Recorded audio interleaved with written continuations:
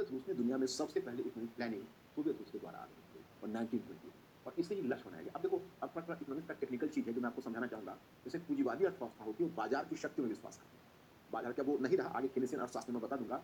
ये समाजवादी अर्थव्यवस्था में, ये समाजवादी मॉडल में पूरी अर्थव्यवस्था को सोवियत रूस ने राज्य के अधीन कर दिया। निजी संपत्ति रही, चाहे वो कृषि है तो सामूहिक है किसानों की, और अगर उद्योग है तो राज्य के नियंत्रण में। राज्य ही उत्पादन कर रहा, राज्य ही बाजार में मांग का सृजन कर रहा, राज्य ही वितरण कर रहा। पहले यह चीज़ किससे होती थी? तो बाजार की शक्तियों के माध्यम से होती थी। जो फोर्सेस ऑफ मार्केट फोर्सेस हैं, तो मार्केट फोर्सेस इस तरह से इस वितरण को अंजाम देते थे। अब मार्केट फोर्सेस अंजाम नहीं दे रहे, अब वो राज्य दे रहा है, सबके बीच वितरित कर रहा है। तो ये हुआ समाजवादी मॉडल, राज्य के नियंत्रण, राज्य के नियंत्रण।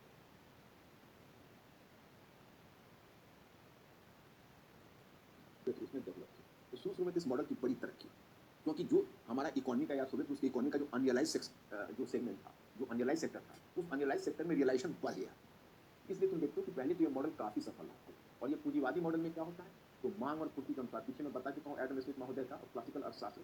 तो पूंजीवादी मॉडल है डिमांड और सप्लाई के रूप से बढ़ता है। तो मार्केट जो है वह खुद संतुलन करता हुआ चलता है बेसिक था। इसमें पूंजी है, श्रम है, उपभोक्ता है। पूंजी, श्रम एवं उपभोक्ता, इन तीनों के हितों के बीच बाजार संतुलन लाते हुए चलता है। ये राज्य के नियंत्रण में नहीं है, बल्कि बाजार की शक्तियाँ इसे चलाती है। तो ये पहले यह स्थिति थी। लेकिन यह स्थिति अब बदलेगी जब वर्ल्ड इकोनॉमिक डिप्रेशन आएगा, जिसके विषय में मैं आपको बताऊंगा। तो अब क्या है कि जब राज्य के नियंत्रण में अर्थव्यवस्था थी और जब तीव्र औद्योगिकरण किया, आर्थिक आयोजन किया, पहला जो योजना थी 5 ईयर्स प्लान, तो 5 ईयर्स प्लान आपका समाप्त 1933 में। फिर दूसरी योजना शुरू हुई और वह फिर 1938 तक चलेगी।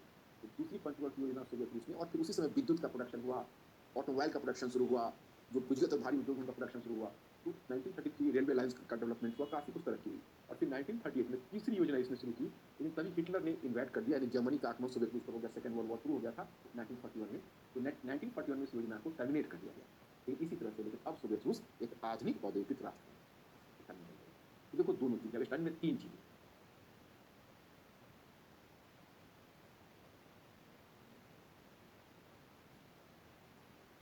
व्यक्ति की निरंकुशता पर आधारित, व्यक्ति की निरंकुशता पर आधारित, निरंकुशता पर आधारित, आधारित तानाशाही सरकार, व्यक्ति की निरंकुशता पर आधारित तानाशाही सरकार। दूसरा, जो व्यक्ति की निरंकुशता पर आधारित तानाशाही सरकार, that is the one factor. और दूसरा, अर्थव्यवस्था का आधुनिकीकरण, अर्थव्यवस्था का आधुनिकीकरण, आधुनिकीकरण तथा तीव्र औद्योगिकरण, तीव्र औद्योगिकरण। अब इसका परिणाम क्या होगा? सोवियत रूस, सोवियत रूस सफलतापूर्वक, सोवियत रूस सफलतापूर्वक नाजी जर्मनी का मुकाबला कर सका, नाजी जर्मनी का मुकाबला कर सका, मुकाबला कर सका। ये तो मैं अगर कुछ सेकेंड वर्ल्ड वॉर में, द्वितीय विश्व युद्ध में आपको बताऊंगा, तो सफलतापूर्वक सोवियत रूस नाजी जर्मनी का मुकाबला कर सका, तो सेकेंड वर्ल्ड वॉर में। अब ये दोनों पक्ष हैं, और इन दोनों पक्ष को देखते हुए मैं एक क्वेश्चन फॉर्म कर देता हूं आप लोगों के लिए, कि बड़ी आसानी से आप इसे सॉल्व कर लेंगे। क्वेश्चन मेरा ये है कि सोवियत रूस, सोवियत रूस एक निरंकुश शासक का, सोवियत रूस एक निरंकुश शासक का देश था, सोवियत रूस एक निरंकुश शासक का देश था, देश था, निरंकुश शासक का देश था।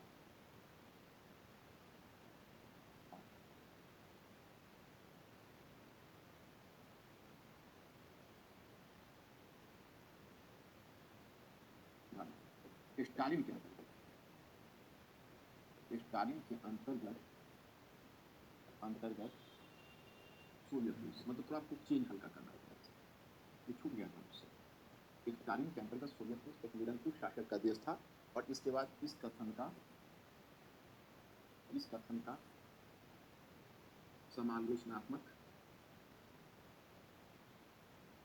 समालोचनात्मक परीक्षण कीजिए।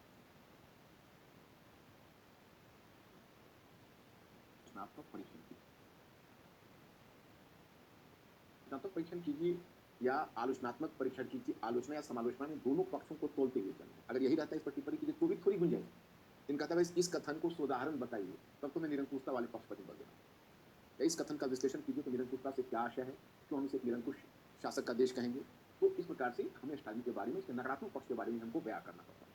अब क्या है कि उसके बयान करने के साथ हमें उसके सकारात्मक या रचनात्मक पक्ष के बारे में बताने का भी स्कोप है, क्योंकि हमने 10 में दे दिया है समालोचनात्मक परीक्षण। तो अब इस क्वेश्चन को आप ऐसे शुरू करना कि स्टालिन लेनिन के अंतर्गत सर्वहारा वर्ग की तानाशाही के नाम या वो एक दलीय तानाशाही लेनिन के अंतर्गत स्थापित की गई थी, जो स्टालिन के अंतर्गत एक व्यक्ति की तानाशाही में परिवर्तित हो गई। और पहले आप स्टालिन ने जो जो क्रूरता दिखाई है उसको लिख डालिए। विरोधियों का सफाया कर दिया गया, या तो उन्हें मरवा डाला गया या मनोचिकित्सा वाले अस्पताल में भर्ती कर दी गई। और उसने वैसे जब उसने भूमि का सामूहिकीकरण कार्यक्रम में जो भी बाधा उत्पन्न की, वैसे किसानों को साइलेरिया निर्वासित कर दिया गया या फिर मरवा डाला गया। माना जाता है ऐसे कि 10 लाख लोग मारे गए और 50 लाख लोग साइलेरिया निर्वासित हुए।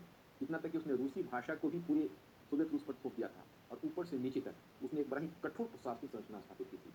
तो यह उसका नकली पैराग्राफ चेंज करके, परंतु तस्वीर का एक दूसरा पक्ष भी है जिसे हम अस्वीकार नहीं कर सकते। सोवियत रूस की अर्थव्यवस्था का आधुनिकीकरण स्टालिन के नेतृत्व में ही संभव हुआ, क्योंकि सोवियत रूस को एक आधुनिक राष्ट्र बनाने के लिए उसका तीव्र औद्योगिकरण आवश्यक था, और पश्चिमी देशों का असहयोग या विरोध देखते हुए स्वयं उसे अपने बूते पर औद्योगिकरण लाना था। इसलिए भूमि सुधार भी आवश्यक था, और इसी को ध्यान में रखकर उसने भूमि सुधार कार्यक्रम को आरंभ किया। और वह लक्ष्य और किसानों के अवरोध को देखते हुए उसे और भी कठोर कदम उठाने के लिए कुछ हद तक उसे विवश भी होना पड़ा। लेकिन उसके इस प्रयास से भूमि का सफलतापूर्वक सामूहिकीकरण हुआ, और फिर सोवियत रूस का तीव्र औद्योगिकरण हुआ। आर्थिक आयोजन को लागू करने का श्रेय भी स्टालिन को ही दिया जाता है। इसका एक सुखद परिणाम सामने आया कि सोवियत रूस सफलतापूर्वक नाजी जर्मनी का मुकाबला कर सका। तो आप सब निष्कर्ष में आप दे सकते हैं इस प्रकार सोवियत रूस भले ही, या पॉइंट आप बना लेना उसे, पहला पॉइंट निरंकुश कैसे था उस पर उसने क्या किया, और दूसरा पॉइंट उसका निरंकुशता के बावजूद उसके शासन का रचनात्मक पक्ष क्या है, जिस कारण से वह द्वितीय विश्व युद्ध में सोवियत रूस को सफल बना। आप इतना दिखा दीजिए। इसको अगर आप दिखा देंगे, इस क्वेश्चन को ट्राई करेंगे के द्वारा परिवर्तन वही चीज है कि व्यक्ति की तानाशाही में परिवर्तन होगा, इसके शासनकाल में सही विरोधियों को दबा दिया गया। तो इसको तो हमने टॉपिक को समाप्त किया। इसी से जुड़ा हुआ टॉपिक है, क्योंकि मैं जानता हूं जब एक टॉपिक से दूसरे टॉपिक पर जाते हुए जब कोई टॉपिक हमारे सामने आता है तो उस टॉपिक में पहले हमें वर्टिकल स्टडी करनी चाहिए, लेकिन जब वर्टिकल स्टडी समाप्त हो जाता है तो फिर हमें हॉरिजॉन्टल स्टडी की तरफ जाना चाहिए, मतलब क्षैतिज विस्तार को भी देखना चाहिए। तो हम अब क्षैतिज विस्तार की तरफ आते हैं। तो टॉपिक तो इटली में फासीवाद और जर्मनी में नाजीवाद है, परंतु मैं सीधा वहां नहीं आऊंगा। मैं आपको एक दूसरी चीज बता रहा है, जैसे आगे मैं डायग्राम से आपको स्पष्ट करूंगा। आपने पूंजीवाद का प्रथम संकट, प्रथम देश जो देखा, तो पूंजीवाद का दूसरा संकट है वैश्विक आर्थिक मंदी 1929-30। आपने नाम सुना है, विश्व आर्थिक मंदी। विश्व आर्थिक मंदी, वर्ल्ड इकोनॉमिक डिप्रेशन, एक टर्म रेसेशन भी आता है, डिप्रेशन भी आता है। अब हमारा 2007-8-9 में आया, जिसको आप सबप्राइम लोन संकट, सबप्राइम ऋण संकट कहते हो, ऋण संकट या फिर यूरोजोन संकट कहते हो, या एक रिसेशन के तौर पर आया। जो रिसेशन जब डेकेड्स में परिवर्तित हो जाता है तो वह डिप्रेशन का रूप ले लेता है। अब वह रिसेशन भी खासकर इस कोविड-19 के समय में वह अब डिप्रेशन का ही रूप लगभग ले चुका है। ये जो डिप्रेशन है उसमें आपको बताया जाता है ये वैश्विक आर्थिक मंदी 29-30 में क्यों। तो पहले मैं आपको उस मंदी के बारे में थोड़ा बताऊं। आप इस इंट्रोडक्शन को पहले देखिए। अर्थ में मंदी एवं महामंदी की परिघटना पूंजीवादी अर्थव्यवस्था के तर्कशास्त्र में निहित होती है। वस्तुतः अत्यधिक मुनाफा कमाने से प्रेरित होकर पूंजीपति श्रमिकों को उनके अंश से वंचित करते जाते हैं, जिसके परिणाम स्वरूप पूंजीपतियों का आंतरिक बाजार सीमित रहता है। तो बताता हूँ क्या होता है। अर्थव्यवस्था के तर्कशास्त्र में निहित है। देखो, पूंजीवाद का बल होता है मुनाफा। पूंजीवाद का बल होता है मुनाफा, और मुनाफा के लिए आवश्यक होता है उत्पादन एवं बाजार। क्योंकि अगर आप उत्पादन करोगे और उन उत्पादों को बाजार ही नहीं मिलेगा तो आप बेचोगे कहाँ, बिक्री करोगे, और जब बिक्री नहीं कर पाओगे तो मुनाफा कैसे होगा। तो उत्पादन एवं बाजार भी उससे जुड़ी हुई फेनोमेना होती है। तो अब इसके लिए आपको दो कंटेंडर देखना पड़ेगा। कौन कौन है इसमें? है एक पूंजीपति,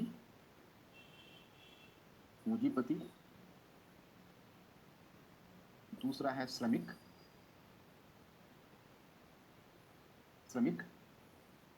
और तीसरा है उपभोक्ता। उपभोक्ता का मतलब हुआ कंज्यूमर्स। इस पूरी प्रक्रिया में 3 कंटेंडर्स आते हैं। अब ये पूंजीपति है, इनको मुनाफा चाहिए बहुत ज्यादा, तो जो उत्पादन होता है, वो उत्पादन में जैसा कार्ल मार्क्स ने पहले कहा था कि उत्पादन से ही इनको भी मिलना है, इनको भी मिलना है। तो यह अधिकांश मुनाफ़ा इसका ये घटक जाते हैं और इसको बहुत ही कम अमाउंट देते हैं, बहुत थोड़ा-सा। तो अब उपभोक्ता जिसको कहते हो तो बड़ा ही ब्लड पिक्चर है। उपभोक्ता में चलो सब कुछ किसान भी होंगे, कुछ अन्य लोग भी होंगे, लेकिन एक बड़ी संख्या श्रमिकों की है। दूसरी बात है उपभोक्ता के साथ भी न्याय कहाँ करते हैं? कभी स्टॉक मार्केटिंग कर लेते, कभी सट्टेबाज़ी कर देते और इनको भी ज़्यादा मूल्य देने के लिए वश करते हैं। उपभोक्ता की भी क्रय शक्ति कम होती, परचेजिंग पावर समझते होंगे आप, कम होती चली जाती है और जब श्रमिकों को उचित तनख्वाह नहीं दोगे तो उनकी क्रय शक्ति सिमट जाती है। तो क्रय शक्ति सिमट जाती है, मोटे तौर पर आप यह जानेंगे तो उनका बाजार सिकुड़ता चला जाता है। तो आखिर बेचेंगे तो उसी से मैंने शायद आपको बताया होगा, जब हेनरी फोर्ड ने जब पहले रोबोट के इंट्रोड्यूस किया था, जो आप यांत्रिक श्रमिक या यांत्रिक मानव, तो उसने अपने मजदूरों को एक तरह से मजदूर के जो उसके यूनियन लीडर थे, उस यूनियन लीडर को थोड़ा-सा व्यंग्य की मुद्रा में कहा कि देखिए ये है रोबोट, अब आप किससे अपना यूनियन का चंदा लेंगे और किसे आप संगठित करेंगे? क्या इन रोबोट को संगठित करेंगे अपने यूनियन में? तो फिर यूनियन लीडर ने तपाक से उसे उत्तर दिया, "पर आप अपने कार किनके हाथों बेचोगे? क्या इन रोबोट के हाथों बेचोगे?" तो मतलब क्या था कि सीधा इशारा था कि आप इनको मत दबाओ, इनको दबाओगे तो अपने बाजार को दबा दोगे और फिर मुनाफा से आप वंचित हो जाओगे, प्रॉफिट से। लेकिन पूंजीपति तो मानते हैं नहीं, ये पूंजीवाद के तर्कशास्त्र में निहित है, मुनाफा, मुनाफा और मुनाफा। इनका बाजार सिकुड़ता चला जाता है। अब 20वीं सेंचुरी में 20वीं सदी में आकर ये दूसरा गेम खेलेंगे, जो आपको 2008-9 के सब प्राइम ऋण संकट में भी देखने को मिलता है और यही चीज़ 1929-30 की विश्व आर्थिक मंदी के समय भी देखने को मिलता है। तो मैं बता दूं कि ये कौन सा गेम खेलते हैं। ये करते क्या है कि बहुत सारी जो वित्तीय एजेंसियां हैं या बैंकिंग है जैसे मुद्रा, तो वह बैंकिंग इस प्रकार की जो बैंकिंग और वित्तीय एजेंसियां हैं उनको यह प्रमोट करते हैं, उनको इंस्पायर करते हैं, उनको इंकरेज करते हैं, उत्साहित करते हैं कि आप इनको इनके बीच आप ऋण दीजिए, उपभोक्ता को ऋण दीजिए, ईजी मनी दीजिए, ईजी ऋण दीजिए, ईजी टर्म्स पर दीजिए। जितना ईजी टर्म्स पर अगर आप इनको लोन देंगे, इनमें परचेजिंग पावर है। मतलब ये चाहते हैं किसी प्रकार से कि परचेजिंग पावर हम तो पैदा नहीं कर पाए मुनाफा कम करके, लेकिन कुछ अन्य एजेंसियां हैं। अब चलिए उनको ईजी टर्म्स पर लोन मिलने लगता है, जैसा कि अमेरिका में हाउसिंग सेक्टर में हुआ था या फिर 29-30 के समय शेयर मार्केट में हुआ था। तो अगर उन्हें ईजी टर्म पर लोन मिलने लगता है, तो एक कहावत तो आपने चार वाक्य सुनी है, ऋण कृत्वा घृतम पिबेत। उस समय ऋण लेकर वो क्या करते हैं कि उसका उपभोग करना शुरू कर देते हैं। जैसे हाउस है तो हाउस खरीदना शुरू कर देंगे, शेयर है तो शेयर खरीदना शुरू कर देंगे। तो क्या होता है, उस उत्पाद का मूल्य आकाश छूने लगता है। इसको कहते हैं बबल, इसको कहते हैं बुलबुला बनना। तो बबल बनना, बुलबुला बनना, मतलब बुलबुला बनता जाएगा, मतलब उसका जो एक्चुअल कॉस्ट होता है वो इन्फ्लेट करता चला जाता है। इन्फ्लेट का मतलब उसका मूल्य बढ़ता चला जाता है। अब जिस हाउस की कीमत पहले $10,000 होगी, वो बढ़ के $2 लाख, तो उसका इन्फ्लेटेड मूल्य बढ़ता चला जाता है। तो क्या होता है कि ऋण लेने के समय तो उन्होंने बड़ी उदारतापूर्वक ऋण ले लिया। अब जब ऋण अदायगी का प्रश्न होता है तो उनके हाथ पाँव फूलने लगते हैं, क्योंकि अब वो रिपेमेंट कैसे करें, इंस्टॉलमेंट कैसे दें। तो देखते हैं कि भाई बहुत परेशानी आ रही है, तो अपने प्रोडक्ट को पटक देते हैं बैंक के सामने कि भाई रख लीजिए, क्योंकि उनका तो कोलेटरल वही होता है। कोलेटरल में उनको तो उन्होंने जैसे मॉर्गेज किया हुआ होता है, तो उनको दे देते हैं बैंक को कि भाई चलो, या फिर अगर शेयर है तो शेयर मार्केट में जाकर शेयर को गिरा देते हैं कि भाई बेच के बैंक को देते हैं। तो अचानक से क्या होता है कि बहुत सारे शेयर आके गिर जाते हैं, बहुत सारे हाउस आके गिर जाते हैं, तो उसकी कीमत सीधे डाउन होती है। तो डाउन होती है तो जिन्होंने लोन दिया हुआ है वो तो पुराने डेट से लोन दिया हुआ है, और उनका तो पूरा का पूरा मनी फॉरफिटेड हो गया, क्योंकि बेच के वो पैसा की उगाही तो कर नहीं सकते। उसको कहते हैं बुलबुला फूटना।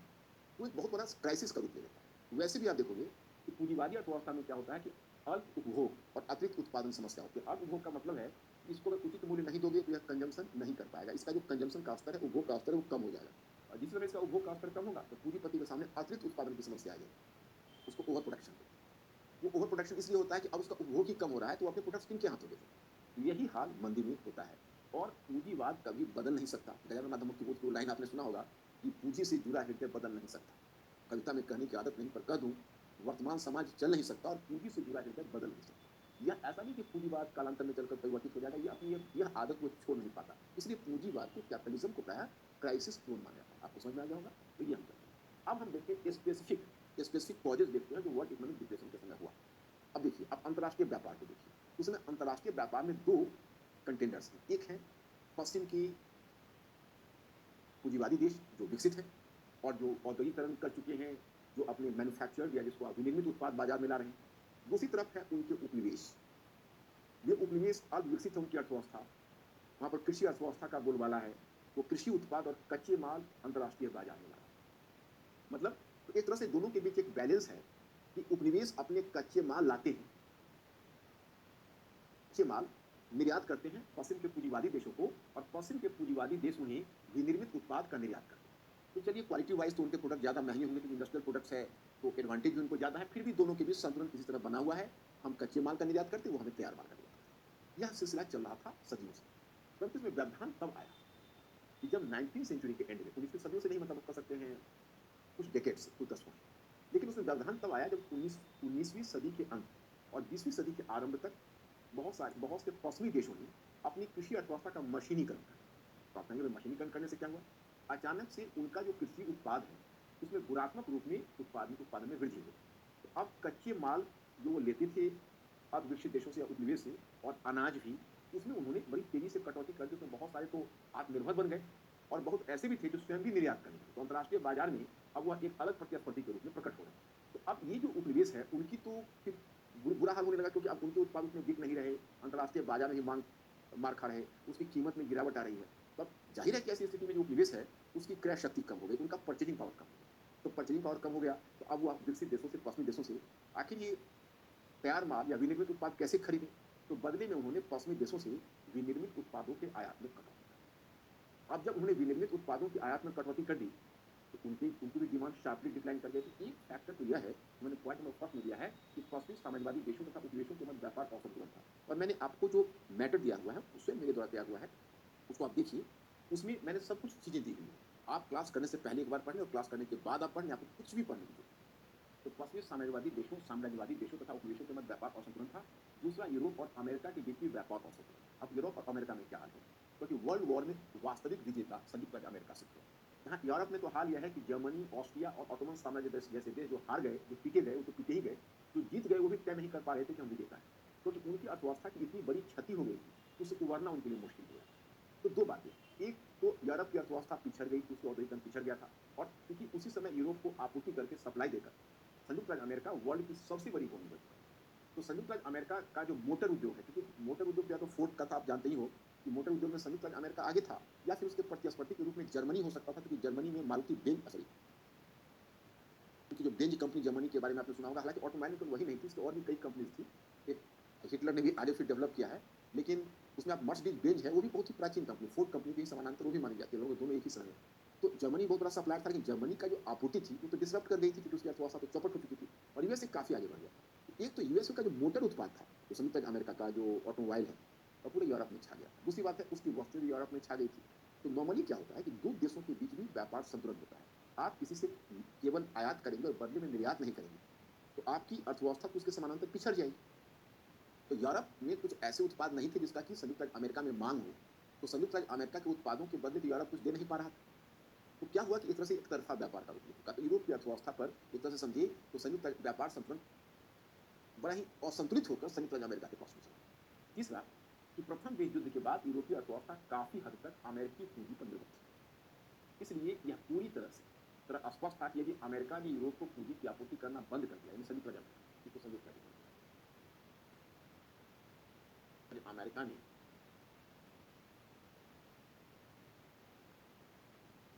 अमेरिका ने यूरोप का को पूंजी की आपूर्ति करना बंद कर दिया, तो यूरोपीय अर्थव्यवस्था ध्वस्त हो जाएगी। यूरोपीय अर्थव्यवस्था ध्वस्त हो जाएगी, ये इसका कारण है। मतलब ये बात है एक्चुअली। लेकिन मैं आपको यह बताना चाहता है कि उस समय, क्योंकि प्रथम विश्व युद्ध के बाद अधिकांश यूरोपीय देशों में आर्थिक पुनर्निर्माण कार्य आरंभ हो गया था, इकोनॉमिक रिकंस्ट्रक्शन प्रोग्राम। मैंने फिर दोबारा अपनी अर्थव्यवस्था को जिलाने की कोशिश कर रहे थे, और उन्होंने जो पुनर्निर्माण कार्य आरंभ किया था उसमें बहुत पूंजी लगनी थी। तो पूंजी कहाँ से आती? इन्होंने संयुक्त राज्य अमेरिका से लोन लिया हुआ था, उसी से कर्ज लिया हुआ था। उधर जर्मनी पर आप जानते हो कि क्षतिपूर्ति की एक बड़ी रकम ला दी गई थी, इंडेमनिटी। जर्मनी कहाँ से पैसे लाता? तो जर्मनी की मजबूरी थी कि संयुक्त राज्य अमेरिका से वो कर्ज लेता, और फिर वही उसी के माध्यम से अदायगी हुआ मित्र राष्ट्रों को करता। इस प्रकार से यूरोप की अर्थव्यवस्था पूरी तरह अमेरिकी पूंजी पर निर्भर हो गई थी। अब यह बात तय थी कि अगर भविष्य में अगर पूंजी का वो सोता सूखता है, तब तो यूरोप की अर्थव्यवस्था ध्वस्त होगी। तो वो हुआ आगे कैसे? पॉइंट नंबर 4, इसी बीच कुछ अमेरिकी पूंजीवादियों ने, कुछ अमेरिकी पूंजीपतियों ने सट्टेबाजी में दिलचस्पी लेना शुरू कर दिया, और उन्होंने शेयर बाजार में भारी राशि का निवेश किया। अब देखो, मैं यहाँ पर आपको यह बताना चाहता कि actually there is the use of the term speculation. Speculation में क्या होता है कि अब जैसे अमेरिकी पूंजीपति शेयर मार्केट में पूंजी लगाने लगे थे, और शेयर मार्केट से मुनाफा कमाने लगे, तो एक बहुत बड़ा दोष पूंजीवाद का यह होता है कि जब आपको मुनाफा का आसार कम नजर आने लगता है, तो लोग ईजी मनी चाहते हैं, और ईजी मनी उनको शेयर मार्केट में दिखा, तो वो शेयर में निवेश करते और शेयर में अधिक से अधिक मुनाफा कमाना चाहते हैं। इसलिए उन्होंने क्या किया था कि बैंकिंग एजेंसी को भी इस बात के लिए प्रमोट किया था, उन्हें प्रोत्साहित किया था कि जो कॉमन कंज्यूमर्स है, वो कॉमन कंज्यूमर जो सामान्य जिसको उपभोक्ता करते हैं, उनको वह बड़ी उदारतापूर्वक ऋण दे शेयर खरीदे। उसमें मैं एक बात बताना चाहता हूँ कि मान लीजिए कि अगर शेयर की कीमत 100 रुपये है, 100 रुपये है माना कि, तो उन्होंने बैंक ने क्या किया था कि लोगों को मार्जिन मनी पर मार्जिन मनी पर उन्होंने ऋण मुहैया कराना शुरू कर दिया था। आपने मार्जिन मनी क्या है? मतलब आपको आश्वासन दिया जाता है कि आप 10 रुपये, अगर शेयर की कीमत माना कि 100 रुपीज़ है, 100 रुपये है, तो आप केवल 10 रुपये का बंदोबस्त करें, 90 रुपये, 90 रुपीज़ बैंक फाइनेंस कर दें। इस प्रकार से आप ईज़ी मनी पर शेयर खरीद सकते हैं। तो इस तरह से जब कॉमन कंज्यूमर्स ने बड़े पैमाने पर शेयर खरीदनी शुरू कर दी, तो अमेरिकी शेयर मार्केट ऊपर तेज़ी से उठने लगा। अब वो तेज़ी से ऊपर उठने लगा, अब स्काई रॉकेटिंग हो गया, आसमान पर पहुँच गया। फिर वही बात हुई कि भाई आपको तो ऋण तो आपने बैंक से लिया है, लेकिन ऋण लिया है, लेकिन ऋण की अदायगी तो करनी पड़ेगी। तो जब अदायगी की बात आई, तो कंज्यूमर्स के हाथ पाँव फूलने लगे। उन्होंने उस बाजार में अपने शेयर को पटकना शुरू कर दिया, उसको डंप करना शुरू कर दिया। तो शेयर मार्केट में उन्होंने जब शेयर को डंप किया, तो अचानक से शेयर मार्केट जो डाउन हुआ, वो उठ नहीं सका। अब देखो शेयर में बड़ी अजीब चीज़, आप अगर अर्थशास्त्र में पढ़ोगे, तो आपको पता चलेगा कि शेयर मार्केट का डायरेक्ट फायदा इकोनॉमी को नहीं होता। क्यों? डायरेक्ट मतलब उसका निवेश में कोई मतलब नहीं है। जैसे अगर आप एक कंपनी है आपकी, तो आपने अगर 50 करोड़ का शेयर जारी किया, तो आप पहले आईपीओ जारी करोगे, वो जाएगा, उसको प्राइमरी शेयर बोलते हैं। तो जो आपका जो इनिशियल शेयर है, वो आपने उसको जारी किया, तो पहले वो प्राइमरी मार्केट में जाएगा। मतलब जैसे आपको 50 करोड़ रुपए चाहिए, तो आप 500 के शेयर बना दिए या इस तरह से बना दिए और मार्केट में बेचा। तो आपके शेयर जो खरीदेंगे, वह होंगे, वो प्राइमरी मार्केट शेयर का होगा, वो डायरेक्ट आपके परचेजर्स होंगे। और उससे जो आपको 50 करोड़ रुपए मिले, वो सीधा वो 50 करोड़ रुपए आपके प्रोडक्शन में लगे, वो डायरेक्ट जाता है निवेश में। चलिए अब एक काम हो गया, अब 500 रुपीज़ में उन्होंने शेयर खरीद लिया। अब उनका काम वहीं तक समाप्त, वो 500 रुपीज़ के शेयर खरीद कर वो प्रतीक्षा करने लगेंगे कि जैसे-जैसे आपकी कंपनी का परफॉर्मेंस बढ़ता जाएगा, वैसे ही वैसे उनके शेयर पर उनका मुनाफा बढ़ता जाएगा। इन द मीन टाइम वह शेयर चला जाता है सेकेंडरी मार्केट में, जिसको आप शेयर मार्केट कहते हैं। अब शेयर मार्केट में आपकी कंपनी की रेपुटेशन, आपके वर्क करने का तरीका और आप कंपनी के परफॉर्मेंस, इन सब के आधार पर शेयर की कीमत बढ़ेगी या गिरेगी। अगर आपकी कंपनी रेपुटेड है, तो शेयर और आपका परफॉर्मेंस बढ़ गया, तो शेयर की कीमत बढ़ती जाएगी। अब नौबत यह आ जाएगी कि 500 रुपीज़ के शेयर की सेकेंडरी मार्केट में कीमत हो गई 5000 रुपीज़। तो बीच में इन्वेस्टर्स आते हैं जो शेयर को खरीदेंगे, क्योंकि उनको उम्मीद हुई कि इसकी कीमत 10,000 तक की जाएगी। लेकिन आप कल्पना करिए, किसी छोटे कंज्यूमर ने 5000 का शेयर इस आस में खरीद लिया कि इसकी कीमत 10,000 पर जाने वाली है, और अचानक से शेयर मार्केट में गिरावट आ गई और उसकी कीमत फिर कम होकर 1000 पर पहुंच गई, तो उसके 4000 रुपये तो प्रॉफिटेड हो गए, और रकम तो उसने बैंक से लिया हुआ। तो क्या होता है, क्राइसिस का मोमेंट होता है। सबसे बड़ी बात है, जब शेयर मार्केट गिरती है, तो वह बाजार में एक मनोवैज्ञानिक दबाव पैदा करती है। कैसे? तो मैं एक छोटा सा उदाहरण आपको बताता हूँ कि अगर किसी का ब्लड प्रेशर काफ़ी शॉट अप किया हुआ है, काफ़ी हाई पहुँच गया है, जैसे मान लीजिए आपको ऐसा नॉर्मली नहीं होता है, लेकिन अगर पता चला कि उसका जो ब्लड प्रेशर है किसी का, वह 20/180 हो, अब वह व्यक्ति फील नहीं कर रहा है, जा रहा आराम से। तभी कोई डॉक्टर जब उसको ब्लड प्रेशर मशीन पर जब चेक करता है किसी कारणवश, तो कहता है, अरे आप कैसे चल रहे हो, आप कैसे खड़े हो, आपका तो ब्लड प्रेशर इतना अधिक हो गया। अब वह आदमी अब तक ठीक था, लेकिन अब जिस समय सूचना मिलती है उनका ब्लड प्रेशर इतने पर उसकी रीडिंग पहुंच गई है, उसी समय वो गश खा के गिर जाएगा। सिर्फ मनोवैज्ञानिक प्रभाव बहुत ज्यादा पड़ेगा, फिजियोलॉजिकल था लेकिन उसको पता नहीं चलता। वही बात शेयर मार्केट की होती है पूरी इकोनॉमी में। जब शेयर मार्केट गिरता है, तो लोगों का कॉन्फिडेंस हिल जाता है पूरी इकोनॉमी से। इन्वेस्टर्स का कॉन्फिडेंस हिल जाता है, कंज्यूमर्स का कॉन्फिडेंस हिल जाता है, प्रोड्यूसर्स का कॉन्फिडेंस हिल जाता है, और पूरी अर्थव्यवस्था चौपट होने के उदाहरण है। अब अमेरिकी कैपिटलिस्ट का इतना कॉन्फिडेंस हिल गया शेयर मार्केट गिरने से, वो डर गए, और उनके जो पैशन, उनके जो इन्वेस्टमेंट यूरोप में लगे हुए थे, उन्होंने इन्वेस्टमेंट यूरोप से खींचना शुरू कर दिया। जिस समय उन्होंने यूरोप से इन्वेस्टमेंट खींचना शुरू कर दिया, तो यूरोप का बाजार भी सीधे मंदी की मार को परेशान हो गया। उसके बाद तो पूरी दुनिया में आर्थिक मंदी फैल गई, चाहे वह प्राइमरी गुड्स के प्रोड्यूसर्स यानी कृषि उत्पाद को पैदा करने वाले हों, या फिर वो औद्योगिक उत्पादों के प्रोड्यूसर्स हों, उत्पादक हों, सबके हाल बेहाल हो गए। पहले लगा फ्रांस थोड़ा बचेगा, क्योंकि फ्रांस के पास गोल्ड बहुत ज़्यादा था, फिर फ्रांस उसका शिकार हो गया। क्योंकि उस समय एक ही देश दुनिया में बचा रहा, वो था सोवियत रूस, क्योंकि उसी समय स्टार्टिंग में जो मैंने आपको बताया, वो आर्थिक आयोजन, इकोनॉमिक प्लानिंग शुरू की थी। वैसे ही मैं आपको बताऊँ कि समाजवादी अर्थव्यवस्था में इस प्रकार के मंदी की गुंजाइश कम रहती थी, क्योंकि बाजार की शक्तियाँ काम नहीं करती थी। मंदी तो तब आती है जब उत्पादक और उपभोक्ता के बीच दूरी हो। उत्पादन स्वीडन में हो रहा हो, उपभोक्ता बैठा हुआ हो इंडिया में, और स्वीडन ने अपने चेयर्स का प्रोडक्शन किया कि इंडिया में इतना चेयर बिकेगा, और इंडिया में मांग कम है। लेकिन फिर एक समाजवादी अर्थव्यवस्था उस समय थी, जिसमें राज्य उपभोक्ता की भी भूमिका निभा रहा था, और उत्पादक की भूमिका निभा रहा था, निवेशक की भूमिका निभा रहा था। तो ऐसी स्थिति में कैसे मंदी आई? वहाँ पर तो मंदी आने की दूर दूर तक संभावना ही नहीं थी। क्या चलिए, और उस समय सोवियत रूस की अर्थव्यवस्था दुनिया की अर्थव्यवस्था से कटी हुई थी, इसलिए मंदी का प्रभाव नहीं दिखेगा। तो आपको आपके 2013 में जो आपका सिलेबस जनरल स्टडीज में पढ़ रहे हो सामान्य अध्ययन में, वो सामान्य अध्ययन का आपका पाठ्यक्रम, आपको सूचना हो या ना हो, 2013 में लागू हुआ। तो उस समय पहले वर्ष ही वर्ल्ड हिस्ट्री से 4 क्वेश्चंस पूछे गए थे। विश्व आर्थिक मंदी पर पूछा गया था। कौन सा क्वेश्चन पूछा गया था, कौन सा रखा गया था, मैं उस क्वेश्चन का मैं आपको एक होमवर्क के रूप में दूंगा, और आसानी से उसे हल कर दोगे, क्योंकि वो प्रश्न बहुत ही स्पष्ट था। वैसे स्पष्ट क्वेश्चन आगे और फिर नहीं पूछ पाया। तो यह बता रहा हूँ कि आर्थिक मंदी से निपटने के लिए उठाए गए कदम। अब आर्थिक मंदी से निपटने के लिए कौन से कदम उठाए गए, इस पर भी आप नजर डालिए। तो आर्थिक मंदी के समाधान के लिए लुशान में एक विश्व सम्मेलन का आयोजन किया गया था, ये 1932 में। लुशान में 1932 में एक विश्व सम्मेलन का आयोजन किया गया था, परंतु इसके समाधान को लेकर कोई सहमति नहीं बन सकी। अब देख लो, आज भी सहमति बन पा रही है, उस समय सहमति कैसे बनी? उस समय भी इस पर कोई सहमति नहीं बन सकी, लेकिन लुसान में इस प्रकार का एक सम्मेलन आयोजित किया। दूसरा, वर्ष 1933 लंदन में एक सम्मेलन आयोजित किया गया, इसका भी कोई निष्कर्ष नहीं निकला। मतलब मैं आपको बताना चाहता कि 2-3 स्टेप्स लिए गए।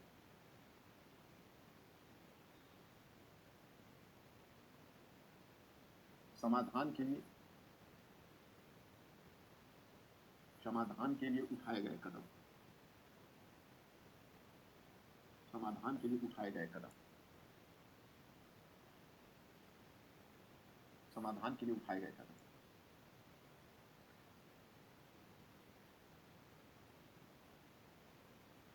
के लिए उठाए गए कदम में आप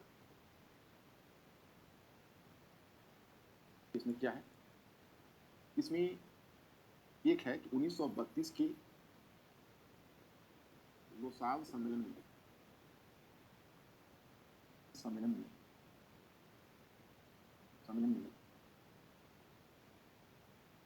जर्मनी के ऋण की राशि 90%, लगभग 90%, पूरी नहीं, ऋण की 90% राशि लगभग माफ कर दिया जाना, लगभग 90% राशि माफ कर दिया जाता। मतलब ऐसा देखा गया कि जर्मनी दे ही नहीं सकता, तो जो 90% राशि है उसको माफ कर दिया गया। तो आप देखिए कि इसमें 90% राशि को माफ कर। दूसरा, 1933 में सम्मेलन हुआ, 1933 में सम्मेलन लंदन में, परंतु इसमें कोई मत तक नहीं हुआ, कोई इसका परिणाम सामने नहीं आया, इसका कोई लाभ नहीं हुआ, इसमें कोई ऐसा डिसीजन नहीं लिया सका। अब कुछ देशों के द्वारा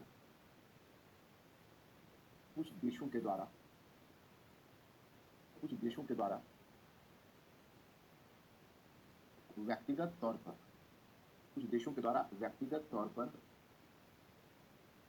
बजट एवं खर्च में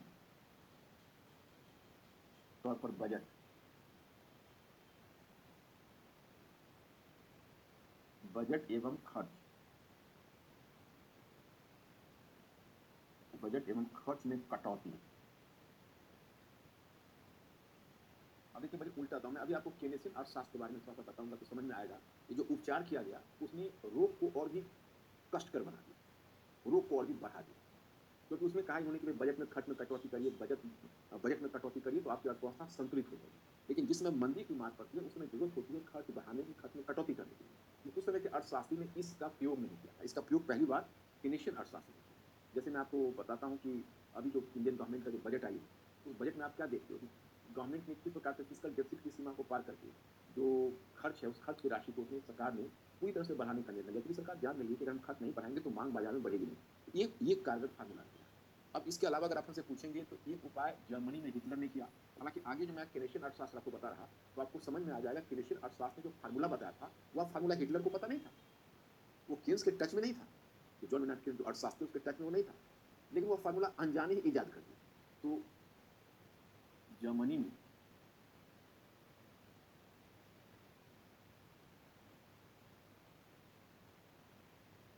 नाजी सरकार के द्वारा, नाजी पार्टी हिटलर, मैं भी आपको नाजी बताऊंगा, नाजी पार्टी की सरकार के द्वारा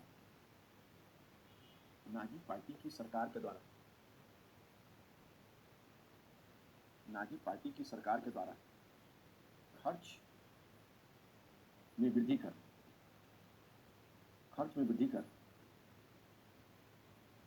रोजगार संवर्धन।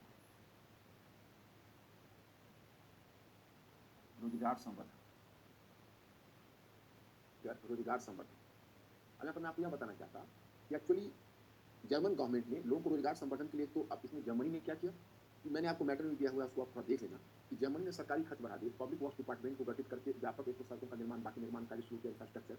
और दूसरा उसने क्या किया कि बहुत सारे आर्मामेंट्स बनाने वाली फैक्ट्रियाँ, मतलब उसको हथियार बनाने वाले फैक्ट्रियाँ स्थापित कर दिए, और लगभग कई लाख युवाओं को उसने सेना में नौकरी रख दी। तो अब सवाल ये उठता है कि जब आप सेना पर खर्च करते हो, हथियारों पर खर्च करते हो, तो अचानक आपकी अर्थव्यवस्था युद्ध अर्थव्यवस्था में परिवर्तित हो जाती है, क्योंकि आप इतना खर्च करोगे तो आखिर उन सैनिकों का कहीं ना कहीं उपयोग तो करोगे। तो उन्होंने क्या किया कि जो हिटलर ने जो खर्च किया, वह खर्च का परिणाम सामने सेकेंड वर्ल्ड वॉर में या उसकी एग्रेसिव फॉरेन पॉलिसी में आया, जिसका एक नकारात्मक पक्ष यह है कि उसने अर्थव्यवस्था को वॉर इकोनॉमी में तब्दील कर दिया। अब मैं आपको बताऊंगा कि देखो, इसका समाधान एक तो केनेशियन अर्थशास्त्र, केनेशियन अर्थशास्त्र अर्थशास्त्र ने केनेशियन अर्थशास्त्र ने पूंजीवाद पूंजीवाद के व्यवहार को बदल दिया, व्यवहार को बदल दिया, बदल दिया। और यूएसए मतलब संयुक्त राज्य अमेरिका, यूएसए के प्रेसिडेंट रूजवेल्ट, उसका पूरा नाम तो है फ्रैंकलिन डी रूजवेल्ट, लेकिन रूजवेल्ट के द्वारा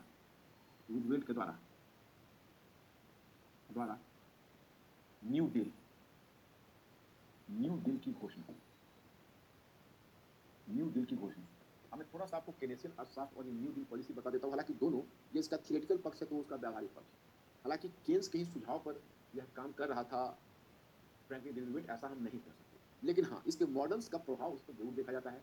और यूएसए ने इस दिशा में प्रयत्न किए और वर्ल्ड इकोनॉमिक डिप्रेशन से बहुत हद तक उसने केवल अमेरिकी अर्थव्यवस्था को ही नहीं बल्कि दुनिया को भी बचाया है। तो एक तो इसने पूंजीवादी अर्थव्यवस्था की कमियों पर प्रकाश डाला, ये चीज़ हम आगे देखेंगे। इसके प्रभाव वाले चीज़ को हम आगे देखेंगे। केवल रूस इस मंदी के दुष्चक्र से, सोवियत रूस इस मंदी के दुष्चक्र से बचा रहा। इसके परिणाम स्वरूप विश्व में समाजवाद की प्रगति हुई। इसने पूंजीवाद के समस्त समस्याओं को और भी पूंजीवाद के समस्त चुनौतियों को, पूंजीवाद के लिए चुनौती और भी बढ़ा दी, चुनौती और भी बढ़ा दी। ये मैं देखूंगा, आपको बताऊंगा, ये आगे ये बात होगी। पहले मैं आपको इसका कुछ एक पक्ष बता दूं। केनेशियन अर्थशास्त्र, केनेशियन भी कर सकते हैं, केनेशियन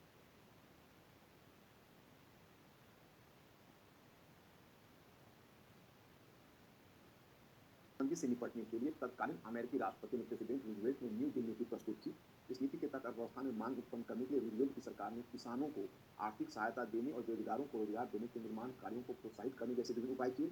और केनेशियन अर्थशास्त्र वर्ष 1936 में जॉन मेनार्ड कीन्स ने अपनी प्रसिद्ध पुस्तक the theory of employment, interest and money प्रकाशित की। और इस पुस्तक में उन्होंने स्वर्ण मानक और मुक्त बाजार पर हमला करके अर्थव्यवस्था में मांग प्रबंधन करने पर बल दिया। उन्होंने मांग प्रबंधन के लिए दो नियमों की बात की, कराधान और सरकारी व्यय। देखो, अब ये वैसे आपको समझ में नहीं आएगा, मैं आपको 5 मिनट में समझा देता हूँ, कोई बड़ी चीज नहीं। पहले हम देखते हैं केनेशियन अर्थशास्त्र, केनेशियन अर्थशास्त्र।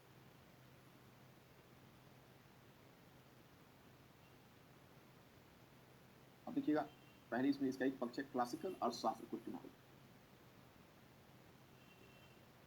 क्लासिकल अर्थशास्त्र को चुनौती।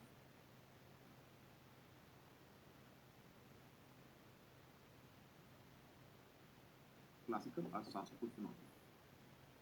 अब देखिए, मोटे तौर पर हालांकि देखो क्या है आर्थिक मुद्दा, इसमें थोड़ा सा आपको दिमाग डालना पड़ेगा। लेकिन अगर यह समझ लोगी तो आपको आगे इकोनॉमी में बड़ी सुविधा हो जाएगी। जैसे शायद मैंने स्वर्ण मानक जब 19th सेंचुरी में आपको पढ़ाया होगा साम्राज्यवाद, उसमें स्वर्ण मानक थोड़ा आपको बताया होगा, जहाँ तक मुझे ध्यान है। तो चलो फिर